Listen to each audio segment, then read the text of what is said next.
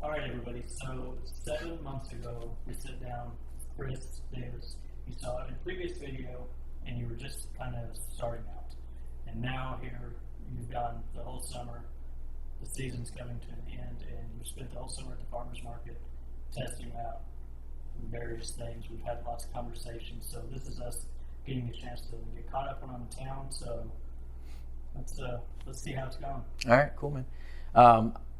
Getting started is a very loose term. I mean, I had two 10 by 20 trays with a, flood and drain system running in it. It was a hobby system at best. So it's definitely interesting to kind of see what the progress has looked like over the past 7 months. And we were just having a conversation about the potential of doing something like this, and it's definitely blown me away. So I want to recount some of the conversations we had. Okay. I'll talk about some observations I've made that I've never talked to you about. Then we'll just talk about a couple of instances, and then we'll kind of take a look at where right now you guys are at. And I think you were going to be really surprised at, look, whether this happens or doesn't, just you thinking about these next possibilities is a hell of a long stretch from where you were 6 months ago. So I want to hear about, we had our talk about the cocktails. I think we all decided that was a good natural progression. You weren't going to have to spend a lot of money getting in. You weren't going to have to relearn a whole lot of new stuff. This was something that you could barely scale the farm up and then go to the farmer's market because you had just enough previous farmer's market experience with the lemonade stand to sell drinks. And it's not rocket science. Right. Once you get out there, the shit's going to happen whether you're an expert or not. Right. So what was that very first day like? Like, how'd you feel? Nerve-wracking. Yeah, terrifying. Absolutely terrifying. Like questioning everything. Is this going to be successful? Was this a terrible mistake? What have I done? Oh my God, this is so exciting. This is great. Everybody loves this. And just the flood of positive feedback that we've gotten at the farmers market's just been incredible. Where do you think that fear come from? Like, in your mind? It's all self-doubt of, sure, you said this was a great idea, but man, are you sure? Questioning everything. I think it's natural. It's a natural progression to go through. Yeah. And it seems, to look back on it, it seems very silly now and trivial, but I think it's natural. So I noticed over the course of the summer, you guys started out pretty strong. Like, you guys were selling 20 drinks at a market, and for the first time out, that one bad, and then there was a dip. I'd say a few weeks in. Yeah. And I've got my idea. It was 3 weeks to be exact, and it lasted for 2 weeks, and I made an adjustment, and it went right back to where it was. I made the mistake of trying to automate the process and just put somebody in place to do it and step back and be the CEO. And at this level of operation, it was a terrible decision. Luckily, we picked up on it pretty quick and made adjustments, and we're right back where we need to be. But I quickly realized that nobody's going to put forth the attention to detail and the passion into any product, no matter what, as you are. Yeah. So if you expect it to be successful and succeed, you need to be the one. It's you. And I'm conflicted about whether to say that was a bad idea or not, because number one, I wish everybody would start out their company going, if this all goes right, my exit strategy as far as selling would be this. My strategy to sell it back to my employees would be that. Nobody does it. Like, nobody does it. I've gone through this. I had no idea what was going to happen, and now I've sold it back to the employees. But you were looking at this, what if I was gone for the weekend? Mm-hmm. What if I was busy and somebody else had to step in? So this was a chance for you to kind of test out, did you pick the right people? Was there a proper SOP in place? Have you yet, even after 3 weeks, figured out the true branding and feel of what was going on? No, it was all new, and every weekend it had changed a little bit, and you have to be on the ground floor initially. And that, depending on the product and the company, that duration of time probably changes, but Elon Musk sleeps on the floor of the factory for a reason.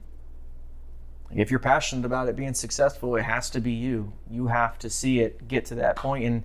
And if you can build, like you talked about those SOPs, if you can kind of build them in once you dial everything in and figure out exactly what your presentation to the public is, then sure, put somebody in place.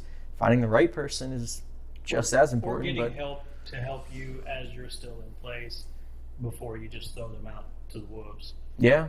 No, it was a tough pill to swallow, and I knew everybody else saw it, and it was weird that nobody else was kind of saying it to me. But looking back now, I realized that it was one of those things like, I needed to figure that out. So one other thing that happened about that same time, and I don't know if this was a huge contributor or not, I was very concerned because after that 2 to 3 weeks, you had 2 weeks that you called it Eliminate. And I was worried that you were devaluing that branding and what you stood for, because you went from cocktail, mocktail verbiage to farmers market lemonade. To lemonade. Yeah. I mean, every drink is me feeling out the market, and every market's different, obviously. But I think knowing what your product is at the beginning and not wavering from that, because I definitely wavered from it, whether it be something as small as like the verbiage that you use to brand that particular product. But yeah, making sure that you understand what it is that you're looking to get. Yeah. And lemonade at the farmer's market, it's been done, and it's $2. Yeah. It sucks. Yeah. So let's talk about one of the earlier conversations we had as this was getting close to happening, and this was the incident of the juice presser. Because we went back and forth quite a bit, and the juice presser, I suggested, they're like $800. Mm-hmm. They're not cheap, right? And I suggested that to you because I've worked in restaurants before. I had the food truck myself. I knew that after operating several presses that this one was bomb-proof, and it was going to be the one. Right, but for me, bootstrapping it, right, and with a limited budget, my first response to you saying that was like, yeah, but we could find one that does the exact same fucking thing. A juice press is a juice press, right? For that minute, for sure. Wrong. You know what I mean? Like when it's such a pivotal part of your product, I think it's silly. If the press goes down, you're done for the day. Done. And you can't Toast. go to Walmart and do this. Right. You imagine just like hand squeezing them into the shaker. So super thankful that I just trusted that you knew way the hell more than I did. Yeah, to not. Absolutely. Like when it comes to decorating a booth, I think that creativity and putting in the work to decorate something yourself can for sure be bootstrapped. Yeah. Your farm, at the scale that you have to be, absolutely. You had resources to get equipment. You have done it before. You weren't starting over from scratch, but the heartbeat of your operation. I didn't want you to buy a $400 one, and for that thing to crank out, right, and then have to buy another one and be in the same boat. Yeah, right. No, it was definitely. I absolutely love it. So, and then the shakers I had you buy too. I mean, they're probably double the price of everything else. They're $18 a piece. Most of them are 10 or 12. But the weight of them is so nice, and they're a little bit larger size. I didn't suggest the knives I used to use because everybody has their own knife. But those two elements that I knew you were going to touch, every time you served a cocktail, your hands were going to be on both of those. I just knew that it's important to spend some money on that for sure. Yeah, absolutely. So your names were great all year long, and I was also very, very impressed and happy about. I mean, you come up with some damn awesome recipes throughout the year. And early on, you got into hot drinks, and then I think you blew everybody away with the coffee drinks. Yeah. So yeah, those are good. None of those were conversations you and I had. Like, we would ping each other, here's a recipe or something I'm trying. We did that kind of all summer. But a lot of these things I would see on the weekends on social was stuff we never talked about. So how were you coming up with those? It's super simple, man. I pick a few ingredients, whether it's the herb or the garnish. It starts with the ingredients for the drink first and foremost, and then I kind of work my way up from the bottom. But I mean, they're all very similar as far as like there's three compounds, right? You've got your citrus that you put in there, your sweetener, and then there's like an added flavor that you can put in, whatever that looks like. And I would just pick ingredients, and I would say, okay, I'm gonna make a drink with these ingredients. And I would play with it a little bit, the couple nights prior, and the night, usually the morning of, I would have it dialed in. It wouldn't be 100% until that morning of, to where I was able to kind of sleep on it a couple nights, and like, yeah, that was kind of dog shit. I need more of this or less of this. So, and I saw you do things like this weekend when we were there, you were using honey from the stand. Yeah. On the way, and even though you weren't growing everything, you were still making the effort. Keeping it local. Yeah, I think it's super important to support. And shouting them out at the same time. Yeah, absolutely. This guy's stuff. Yeah, hey, he's right down here. He's 3 booths down from the farmer's market. That's cool. Support the people in the market that you're around, right? I mean, honey is super important and beneficial to come from your local surroundings, right? So I try as much as I possibly can. Obviously, like the limes and the lemons and stuff like that, it's very, very difficult, if not nearly impossible, to get them locally. But anything else besides that, I either grow myself or buy from somebody locally that supplies it. So you mentioned 3 components: the citrus, the simple syrup, the sugar, right? The sweetener, and then the herb. But then we also have, for me, the garnish and the ice. So the ice. How did you feel you did with having enough ice, getting the correct ice? Do you have any issues there? Just whatever you anticipate needing, get 50 to 100% more than that. It's ice. Just buy more than you need. I think you had suggested early on, like a pound a person. Yeah, right? Unless it's super hot. And yep. Maybe. And that was spot on. And then the garnish. So let's talk about the garnish a little bit. You grew a lot. You bought a lot. You foraged. Yeah. Some. Yeah. That's my favorite part, and you can kind of tell, like, when you talked about the garnish, like I kind of light up a little bit. Like, that's my canvas. That's where I blow it away, because people. And that's what sells the drinks. And that's what sells the drinks, really, because they're substantially more expensive than anything else you can get at the farmer's market as far as like a beverage. But having somebody be able to see the process of muddling the mint, seeing the $800 press the limes, make the drink, shake it up, right? Everybody loves the visual and audible of that as well. And then the drink, and they think it's over. That's the fun part. It's like when you pour it into the glass over the ice, I think that's the end. Like, throw a straw in it. I like that they're having this to wait takes like 5-6 minutes per drink, right? And that's okay. Like, I'm not in a hurry. I don't want to be fumbling over things trying to hurry up, because I feel like it cheapens the product. I'm going to take my time. If you're upset or bummed out because it took too long for your drink, you're not my customer. For sure. That's fine. It's okay. But it's interesting, and it's really cool to see when you throw a drink together, you put it in the glass, and they're anticipating it being completed, and then you spend the next minute and a half, right, shredding some fresh lime over top of it, or adding just small things. But really, it's like I said earlier, it's more of the experience, I think, and that's where you're going to be able to charge a premium. It's not just the drink, it's not just the presentation, it's also the experience that they're able to kind of share that with you. Another evolution that you had over the summer was your appearance certainly changed from the first the subscriber night at Joe and Kate's. Yeah. You were in a blue t-shirt, the long sleeve one, the table. There's nothing wrong with it, but looking at that table and how you were then versus how I saw you this weekend, with the table looking like a legit bar. Yeah. And you did not have a costume on, but you were very much playing the part. Yeah. Of the old sage wise bartender. Yeah. Leather on. It makes a difference, man. It makes a difference. I appreciate it. Thank you.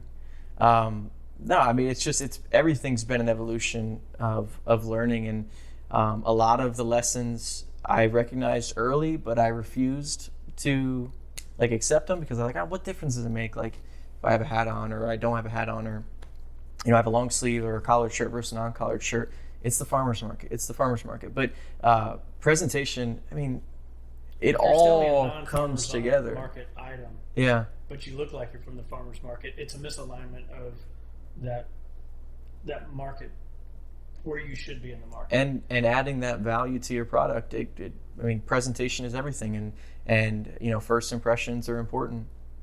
Speaking of first impressions, we went back and forth quite a bit over the initial price of these guys. Mm-hmm. You're at $8, which is right exactly what we talked about. Yeah. That we tried to do. Did you start out at 8? I can't remember.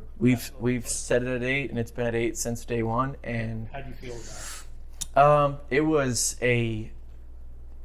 It was a daily conversation internally that I have with myself, and I would reach out to people that I looked up to and kind of just say, hey, listen, this is what I'm thinking. Is this crazy? And I think you have to understand what the value of your product is, and you have to be able to present that to the public and be able to stand behind it 100%.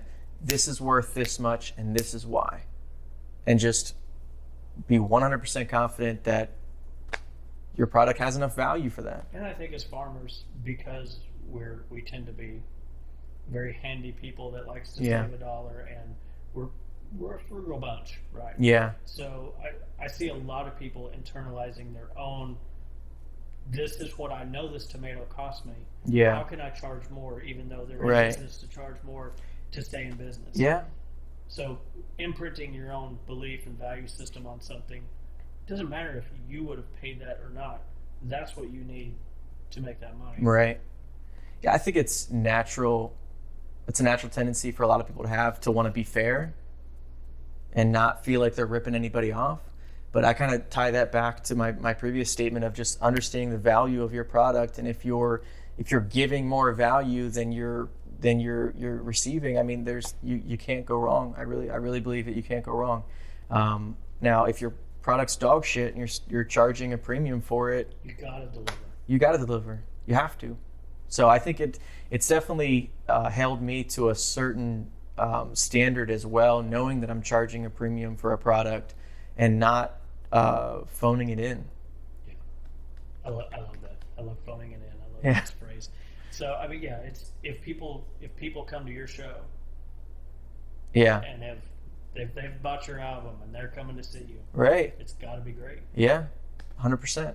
And I think just the farmers market and being able to have such an interesting interaction with the people there and really be able to kind of try out what this product looks like and get that instant feedback has been, extremely beneficial to us. So you got over the pricing, or you're comfortable with it, at least. Mm-hmm. Initially, first round of people for the first couple of weeks, how'd they feel about it? I mean, it's something new and it's exciting at the farmers market. So, that kind of buzz on a new product, it's tough to kind of gauge. I think initially for the first 3 or 4 weeks, what reality looks like versus that new product sensation. But I mean, our numbers our sales are great. And could they be higher at $5 or $6 a drink? Probably. But again, putting the value on the product that you're presenting to the public is important. And here's why it's important for you, because you guys are now venturing into more and more events. You've already done a couple of events where if you're selling that $5 market cocktail, how the hell are you going to charge $8 at an event? Right. Versus you got to use this guy. I mean, these things are awesome. They're not going to talk about the price. Right. They're going to talk about the experience. And when you're up here so behind us at this window is the outdoor space. Yeah. Where you've had an event or two. Price-wise, that's no consideration over there, is it? Right. Well, it's just very different. But yeah, I don't really know how to answer that question. I guess the question was a question if there. you're going to be known for a premium service product, which you are over there, even if that product or service may not be in the right neighborhood, the farmer's market, if you're going to move that out to your own thing or to catering, I mean, there's an obvious connection there, right? I mean, even if I don't know if it makes sense to charge a premium to create more of a value, or at least a perceived value. If it depends, are you going to sell farmers market mocktails on Saturdays forever, or is that a means to an end to lead to this venture? And I think by charging a little bit more of a premium than I was comfortable with, we've been able to kind of create that value beyond just the drink itself. And we're constantly getting inquiries into private events and stuff like that. So I think that's kind of going to be the direction that we're going to go. And I think the presentation that we've put forth to the market and the price that we've attached to that is going to open up just a different demographic of the market for us to take advantage of. When you go out now, what's it like to like deconstruct a drink or a meal or service now that you're having to look at it so closely? It feels bougie. It feels very, I don't know if that's the right word for it, that, you know what I mean? Like, it's hard to get a good drink in this town. And that attention to detail is just, and that's what scares me about having employees and growing this to the point where I would need employees and it wouldn't just be me, is that nobody puts forth the attention to something unless they're vested or unless it's you. It's really it. And everybody's just kind of, you know, to use the phrase again, just phoning it in, just throwing ingredients in a drink and, you know, there you go. So probably looks cool, but it's not the same. Yeah. So we've gone out and had drinks together. It's very easy to disappoint me when we go out, isn't it? Yeah. So, but and you're not shy about it either. Yeah. I'm not a dick to the waiter or anything, but I mean, this is not the place we need to be. Right. So Brandon's sitting there behind the camera. We've gone out to some world-class places. I think the difference between where we went in DC and where we've gone in our travels is that bar has already created that culture to attract the Kris Davises out there. Right. I'm not going to start my own bar, but I am the best bartender in town. I'm Yeah. going to work for the best. So that, I don't know how you translate that over right this second, but it's just something to note that if you hire somebody, it's not 100% guaranteed that they're not going to bring a level of excellence or add to that diversity that you already do if you're creating that culture. Like if they can follow you on social and you're classy, out of the world every single time versus what a chain restaurant would put out. Just, you can talk about mailing it in. It's awful. I mean, it's cheap. It's cheap alcohol, cheap execution. Yeah. It's just wrong on so many levels. That's why you get shitty drinks at those places, because they haven't attracted that level. Yeah, setting the standard, I think, is important, and kind of holding whoever you bring on board accountable for that standard of excellence. I think is important. Which may or may not be your friends. It may or may not be your network. You need to attract. I've had great drinks in this town, this small ass town, and last night we had great drinks, and they were $3 at one of these little private club joints. Yeah. But the atmosphere is great. We sat and deconstructed the whole bar. The lighting was great. The sound was perfect. I mean, that bartender was exactly how that bartender should have been. Just a grumpy ass old man behind a beer slinging bar that the beers are $3 and they had $2 hot dogs. Yeah. But they had 2 kinds of mustard. But that fit, right? That fit. Yeah. Now, had it been super swank and marble and all this stuff, and that same guy would have been there dressed the way he was, what the fuck is this? Yeah. It wouldn't have matched. It had devalued. But that's what we wanted last night. That's what we got. And I think we got better than what we expected by having that dive bar experience. Because that's what it was. But even then, I think there was a little bit more excellence because, look, man, I don't know if that guy, I doubt that guy went out and picked out those lights for that reason. But whatever the reason was, it worked. Yeah. Yeah. No, I think it's what are they saying? Know your lane, right? Just understand what you want that presentation to look like to the public, and it needs to be that presentation from start to finish, to the lighting, the bar top, your attire, everything, kind of start to finish needs to be in line. Yeah.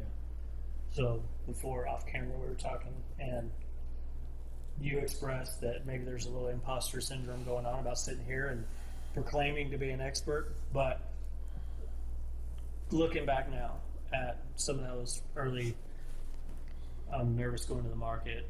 I don't know if making this $800 investment is going to be worth it. I don't know if I should wear this or wear that, versus you guys are looking at buying this building and going XYZ, all these different events. Mm-hmm. So what changed in the last 6 months to go, I don't know if I'm going to spend $800 to spending the figure that you guys were talking about earlier, which is substantially more little than bit, $800. a little bit more. The hell kind of confidence is that? I have confidence that I could do anything that I set my mind to, and I think I have from a young age. But it's tricky for me to talk about it because I feel like I'm full of shit 9 times out of 10. Does. You think everybody deals with that? It's easy to sit here. God. No, I mean, Brandon and I were talking about it as well out on the porch earlier. I'm focused. I know what I want, at least right now, and I'm prepared to pivot. Yeah. I understand that the market changes and things change, and I mean, it's so crazy to think about the 3 or 4 other ventures that we were trying to push this idea, round peg, square hole. And it like looking back on it, it didn't feel right. But my ego was a little too large to acknowledge that, hey, something doesn't feel right. Let's back out of it, because it all made sense, at least from my perspective.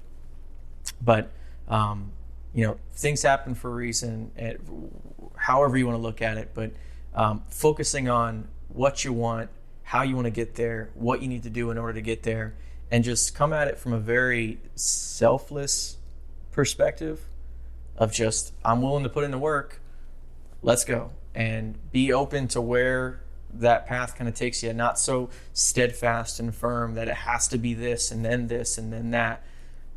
That didn't work for me. And I feel like I feel like I do well with structure. So I struggled with that initially of being flexible and dealing with disappointments of, man, I wish this opportunity worked out. It would have been so cool. Yeah, well, look what the heck we got going now because that one said no. So, I mean, I just thought about today about the restaurant downtown on Middle Street. We were in there pitching something, 6 months ago, 5 months ago. I'm so fucking thankful that didn't work out. The same thing yesterday. So fucking thankful. But God, we had to go through that. In the moment, we were like, opportunity, income potential. This would get us to our next step. That's all we had. We didn't have this. So we're always like knocking down the next wall. And then if it feels right, it works. If it doesn't, it doesn't work. Ability to deal with disappointments. And that, I guess that's just ability to adapt to change. It's all just change. So being able to pivot. Let's get real. This weekend was a disappointment. It's a fucking nightmare. And you're going to have those. It was terrible. But you're not going to... So, for everybody listening, you had a great summer. Went all the way through. This weekend was the town's big event downtown. It's the biggest event of the year. You're a couple blocks off. Yeah. 100,000 plus people coming into New Bern. How many drinks you sell on Saturday? Same amount that I usually sell on a slow Saturday, any other day of the market. And then even less the next day. Yeah. It was disappointing. And that for me is a hard thing about farmers markets. We would, in our small town, there's something every weekend. And it just makes sense to look at it from like a data perspective of influx of a ton of people. I sell from out of town. They've never tried this, right? I sell X amount on a Saturday to this amount of people. Of course, the numbers are going to translate. And they're coming to a carnival. Right. They want funnel cake and bullshit and corn dogs. It's not our crowd, and I've learned that after this weekend. So it's been a super valuable lesson. I'm glad I did it, but knowing your audience, I think, is important as well, and not overestimating, and just being open to kind of whatever happens, but just putting yourself in the best position to succeed, and knowing your audience is a huge, huge part of that. So I almost don't even want to forecast or predict where this goes, because I feel like it could go in 3 different directions, and I would be okay with all of those directions. But potentially a private event space that's for rent with X amount of people, whether it's we sell tickets or it's just birthday parties, private office events, whatever that looks like. One night a weekend, very fixed. You know your expenses going into it. You know what your income is. It's prepaid. Option 2, we would set up a kind of speakeasy with kind of this back snake entrance that goes, take a left, you take a right, you go up the stairs, you take a right, you go up these other stairs. I think that'd be really cool as well. Or option 3, we make a kind of public offering, and it's an official bar on top of the rooftop. So I'm open to all 3 of those. I think the market and, more importantly, kind of the local regulations and laws will kind of tell us which direction we can go. But those would be the 3 directions I would think would be a success fast forward a year from now. So just so we're clear, 6 months ago, it was a stretch. I want to keep going back to this because it's so relevant. $800 juice press, totally out of alignment. But right now we're looking at a real estate investment north of 7 figures. And you seem more calm and sure about that than you did before about the press. Yeah, isn't that crazy? I think it's just, I don't know what the right terminology would be, but just kind of proof in the pudding of just seeing that I can create this thing and the customer loves it. So, I mean, anything is possible if it makes sense from a business perspective. Abilities. Yeah. I mean, now it's not, will I ever pay back $800, but if I spend this amount to purchase this real estate, we said just a little bit ago and went, this ground floor level could do X amount a month. This at bare minimum, all the offices in the middle were this, the Airbnb here, the rooftop is going to generate X amount. Just realizing, I think a lot of it for me is just realizing that you can create a vision if you're willing to put forth the work that it requires to make it possible and successful. It's all scalable. It's all scalable. You know what I mean? A small grow rack and the farmer's market is very scalable to a private club in a swank downtown New Bern rooftop. Right on. Yeah. All right. That'd be cool. I can't wait to see you in 6 Appreciate months, it, man. dude. All right. Thanks for doing this again. It's just fun to check in, dude. Yeah. Appreciate you guys. All right. We're out of here.